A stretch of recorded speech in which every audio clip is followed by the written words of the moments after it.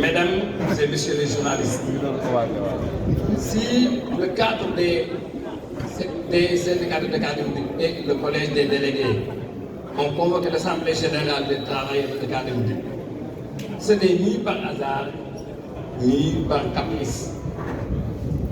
C'est parce qu'une réalité sociale lourde, profonde et persistante est vécue chaque jour par les travailleurs. En fait, en face de cette réalité, le silence serait une faute, l'inaction serait une injustice, l'indifférence serait une provocation. Notre prise de parole est un acte de responsabilité syndicale.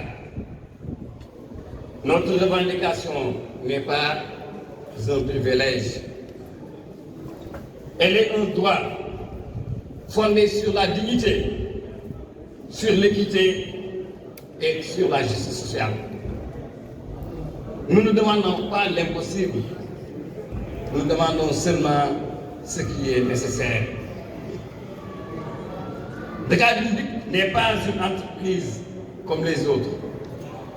C'est la première et la seule entreprise nationale de transport public. Elle est présente partout où l'État en a besoin. Elle répond présente en période de crise, comme nous l'avons connu avec le Covid et d'autres.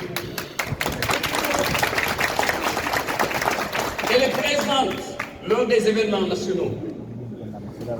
On l'a cité ici tout de suite, lors des magal, lors de l'appel, partout, en cas de besoin, partout quand il est sollicité par l'État, nous répondons présent. C'est un outil de la mobilité quotidienne. La mobilité quotidienne des travailleurs, des élèves et des populations. Nous assurons la continuité du service public. Nous accompagnons l'État dans ses missions. Nous servons en un mot la nation sénégalaise.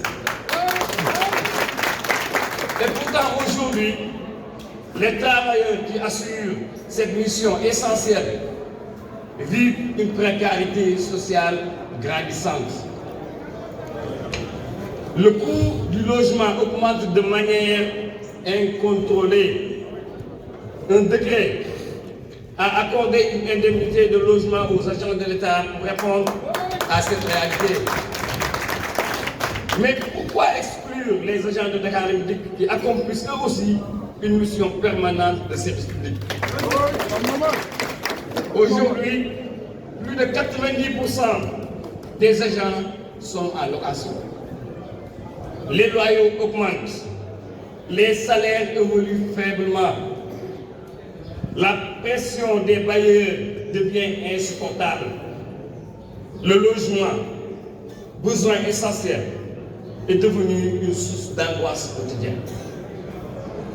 Un travailleur qui peine à se loger est un travailleur fragilisé.